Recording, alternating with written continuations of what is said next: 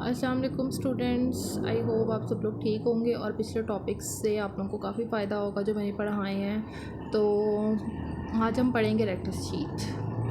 Rectus sheath basically क्या होती है? एपोन्यूरोटिक शीथ होती है, ठीक है। यानी कि जो तीनों मसल्स हमने पढ़े थे, एक्सटर्नल ऑब्लिक, इंटरनल ऑब्लिक और ट्रांसवर्स एब्डोमिनस, उन तीनों मसल्स की जो एपोन्यूरोसिस ऐसे आ रही होती है ना, ठीक है, इस साइड से भी, ठीक है, तीनों मसल्स की न्यूरोसिस वो दरमियान में ऐसे आके शीट बना देती है, ठीक है, जो रेक्टस एब्डोमिनस मसल को आगे और पीछे दोनों से इनक्लोज करके लीनिया अल्बा में आके मिल जाती है, ठीक है।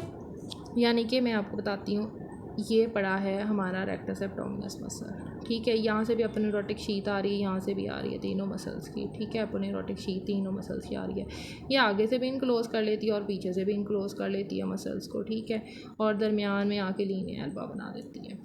इसे कहते हैं रेक्टस शीथ, ठीक है, जो कि cover the rectus abdominis muscle को करती है। आपने इसे एक इंपॉर्टेंट पॉइंट भी याद रखना है, अमूमन एमसीक्यूज आता है कि main content of the rectus sheath क्या है। मेन कंटेंट रेक्टस एब्डोमिनस है, क्योंकि इसी को कवर करती है और इसी के लिए बनाई हुई है अल्लाह मियां ने। अब हमने पढ़ना है कि रेक्टस शीथ की ना दो वॉल्स होती हैं। एक इसमें एंटीरियर, ये मैंने व्यू बनाया है, आप यूँ कह लें कि ये लेटरल व्यू है, ठीक है। एंटीरियर साइड है, ये पोस्टीरियर साइड है, ये एंटीरियर है, ये पोस्टीरियर वॉल है इसकी, ये सुपीरियर और ये इन्फीरियर साइड है, ठीक है। अब बेसिकली ये हमने बनाया है ज़िफॉइड प्रोसेस, ठीक है। ये हमने rectus abdominis muscle red marker से सारा बना दिया, ठीक है। और ये हमने इंटीरियर वॉल बनाई है, ये हमने पोस्टीरियर वॉल दरमियान में बनाई है। अब मैं आपको बताऊंगी कि जो इंटीरियर वॉल होती है ना, ठीक है, ये कंटिन्यूस होती है ऊपर से लेकर नीचे तक, ठीक है, यानी कि इसने मसल को फुली कवर किया होता है। जो पोस्टीरियर वॉल होती है ना, इसने सिर्फ दरमियान से कवर किया होता है इतना हिस्सा, ठीक है, सिर्फ मिडल पार्ट को कवर करती है मसल्स के पीछे से। यानी कि इंटीरियर वॉल जो होती है वो कंटिन्यूस होती है, ठीक है, और कंप्लीट होती है, और ये इनकम्प्लीट होती है, ठीक है, थोड़े से पार्ट को कवर करती है।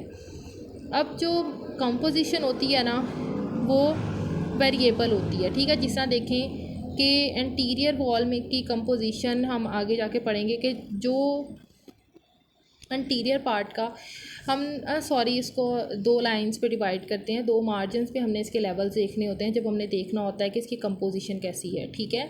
तो कंपोजिशन को देखने के लिए ना हम इसको तीन पार्ट्स में डिवाइड कर लेते हैं, दो लाइंस। एक कोस्टल मार्जिन के लेवल पे एक लाइन खींचते हैं, ठीक है, यहाँ पर, और एक लाइन हम खींचते हैं आर्कट लाइन, ठीक है। तो कोस्टल मार्जिन से जो ऊपर वाला एरिया होता है ना, वहाँ पे इंटीरियर वॉल के अंदर ना कौन सा मसल होगा? एक्सटर्नल ऑब्लिक मसल पड़ा होगा, ठीक है, एक्सटर्नल ऑब्लिक मसल पड़ा होगा। और पीछे वाला जो हिस्सा होगा मसल का, वो डायरेक्टली 567 कोस्टल कार्टिलेजिस पे लाई कर रहा होगा, ठीक है, और उनकी जो स्पेसिस होती हैं उनके ऊपर, ठीक हो गया। जब हम इसके कोस्टल मार्जिन और आर्कट लाइन के दरमियान वाले हिस्से को देखते हैं ना, इस हिस्से के अंदर जो इंटीरियर वॉल होती है ना, वो बेसिकली किससे बन रही होती है? एक्सटर्नल ऑब्लिक मसल से और इंटरनल ऑब्लिक के एंटीरियर लेमिना से। यहाँ पर इंटरनल ऑब्लिक क्या होता है? दो पार्ट्स में ऐसे करके डिवाइड हो जाएगा। मैं आपको बनाकर दिखाती हूँ। इंटरनल देखें, ये एक्सटर्नल ऑब्लिक आ रहा था, जो इंटरनल ऑब्लिक है ना, वो ऐसे करके दो लेमिना दे देगा और ये दरमियान में मसल पड़ा हुआ है, ठीक है। तो इसका इंटीरियर लेमिना जो होगा वो इंटीरियर वॉल को कवर करेगा, पोस्टीरियर लेमिना पोस्टीरियर वॉल को कवर करेगा। सॉरी, ये इंटीरियर साइड और ये पोस्टीरियर साइड है, ठीक है, लगी समझ। और पीछे से क्या होगा? इस लेवल पे जो पोस्टीरियर वॉल होती है वो ट्रांसवर्स एब्डोमिनस मसल और पोस्टीरियर वॉल की एपोन्यूरोसिस से बनती है, और एंटीरियर वॉल किससे? एक्सटर्नल ऑब्लिक और इंटरनल ऑब्लिक के एपोन्यूरोसिस से, और पोस्टीरियर इंटरनल ऑब्लिक के पोस्टीरियर लेमिना से, और किससे? ट्रांसवर्स एब्डोमिनस से बनती है, ठीक हो गया। अब जब हम आर्कट लाइन से नीचे आ जाते हैं ना, ठीक है, तो तीनों मसल्स एंटीरियरली गुजरेंगे, तीनों मसल्स की एपोन्यूरोसिस, ठीक है। वो कैसे? देखें, ये मसल पड़ा है, ये मसल भी ऊपर से गुजर गया, ये मसल भी, ठीक है।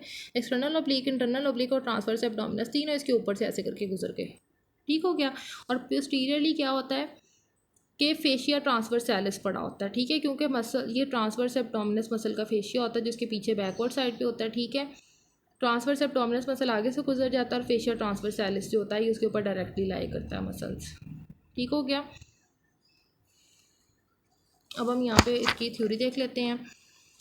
एंटीरियर वॉल क्या होती है? Completely covers the muscle. Variable composition मैंने आपको समझा दी कि कोस्टल मार्जिन से जो ऊपर वाला हिस्सा था वहाँ पर एक्सटर्नल ऑब्लिक होगा, उससे नीचे वाले हिस्से में क्या होगा, इंटीरियर वॉल के अंदर एक्सटर्नल ऑब्लिक और इंटरनल ऑब्लिक का इंटीरियर लेमिना, और उससे नीचे तीनों मसल्स इंटीरियरली गुजरते हैं। ठीक हो गया आर्कुएट, ये हमने आर्कुएट लाइन ड्रॉ की हुई है। ठीक हो गया। आप firmly attach to the tendinous intersection of the rectus abdominis muscles. अब मैंने आपको बताया था कि जो रेक्टस एब्डोमिनस की टेंडिनस इंटरसेक्शंस, इन बच्चों ने पिछला लेक्चर सुन लिया है, उसमें हमने बताया था कि मसल्स के अंदर टेंडिनस इंटरसेक्शंस होती हैं। ठीक हो गया। ये बेसिकली टेंडन्स यूँ कह लें कि फाइबर्स होते हैं जो कि एंटीरियर रेक्टस शीथ के एंटीरियर वॉल के साथ मसल को फर्मली अटैच करके रखते हैं। ये फर्मली अटैच होती है, जबकि पोस्टीरियरली ऐसा कुछ भी नहीं है। ठीक है, ये भी डिफरेंशिएटिंग पॉइंट है। तो पोस्टीरियर वॉल में क्या है कि ये भी इनकम्प्लीट होती है। ठीक है, और एंटीरियर वॉल कंप्लीट थी। आपने डिफरेंस करके याद रखना है, वेरिएबल कंपोजिशन है, ये सेम पॉइंट है दोनों का। और not attached, free from the muscle. ठीक है, ये वॉल का जो होता है मसल के साथ कोई ताल्लुक़ नहीं है, ये फ्री पड़ी हुई है। ठीक है, ये देखें यहाँ पर। अब हम आते हैं आर्कुएट लाइन की तरफ। आर्कुएट लाइन बेसिकली क्या है, ये at the level of interior superior iliac spine, जिसको हम ASIS भी कहते हैं। ठीक है, ये बनाई है हमने इंटीरियर सुपीरियर इलियक स्पाइन, यानी कि जहाँ पे ये मिडल जो होते हैं ना, इंटरनल ऑब्लिक और एक्सटर्नल ऑब्लिक की एपोन्यूरोसिस होती है। ठीक है, जहाँ पर तीनों मसल्स जो होते हैं ना, ठीक है, कि aponeurosis internal oblique external oblique transverse abdominis आगे से गुजरेगी ना, ठीक है, ऐसे करके, तो उसे हम कह देते हैं वो आर्कुएट लाइन है। ठीक है, ये lower limit of the posterior wall of the rectus abdominis, ठीक है, रेक्टस एब्डोमिनस की लोअर लिमिट को भी शो करती है, यानी कि आर्कुएट लाइन पे आके लोअर लिमिट जो होती है वो ख़त्म हो जाती है इसकी। क्योंकि देखें ना, मसल कितने हिस्से में है, सिर्फ इतने हिस्से में है, तो इसकी लिमिट कितनी हुई, आर्कुएट लाइन तक हुई। क्योंकि आर्कुएट लाइन के नीचे जो है वो तीनों मसल्स आगे से गुजर रहे हैं, और इसके ऊपर तक सिर्फ मसल्स प्रेजेंट है पोस्टीरियर वॉल में। उसके नीचे पोस्टीरियर वॉल में मसल वो एपोन्यूरोसिस जो है वो मसल्स की वो प्रेजेंट नहीं है। ठीक है, आर्कुएट लाइन के नीचे जो है वो सारी एपोन्यूरोसिस आगे से गुजर जाती है। कन्वेक्स अपवर्ड होती है। ठीक है, ये देखें, और mid way between the umbilicus and pubic symphysis, यानी कि अम्बलाइकस और ये हमारा प्यूबिक सिम्फिसिस जो है वो इनके दरमियान में ऐसे करके गुजरेगी। Inferior epigastric artery इंटर्स into the sheet at this level. ये पॉइंट आपने याद रखना है, MCQs में भी आता है कि इंफीरियर एपिगैस्ट्रिक आर्टरी जो होती है वो रेक्टस शीथ में किस लेवल पे दाखिल होती है, आर्कुएट लाइन के लेवल पे दाखिल होती है। ठीक है, ये देखेंगे इंफीरियर एपिगैस्ट्रिक आर्टरी आ रही है, सुपीरियर एपिगैस्ट्रिक आर्टरी एनास्टोमोस करती हैं। ठीक है, मैं एक दफ़ा आर्कुएट लाइन को दोबारा बता देती हूँ कि जो पोस्टीरियर वॉल की लोअर लिमिट इसलिए कहते हैं क्योंकि इससे नीचे इसमें कोई भी मसल की एपोन्यूरोसिस प्रेजेंट नहीं होती। तीनों एपोन्यूरोसिस जो होती हैं ये मैंने बताया कि ये एंटीरियरली गुजरती हैं, पोस्टीरियरली कोई एपोन्यूरोसिस नहीं गुजर रही। ठीक है, इसलिए इसे हम lower limit of posterior abdominal wall भी कह देते हैं रेक्टस शीथ की। ठीक है, और तीनों मसल्स ऐसे करके कन्वेक्स तरह की एक लाइन से बना देते हैं, उसे हम आर्कुएट लाइन कहते हैं। अब ये कुछ डायग्राम्स मैंने शो की हैं, वो हमने पढ़ा था लेटरल व्यू।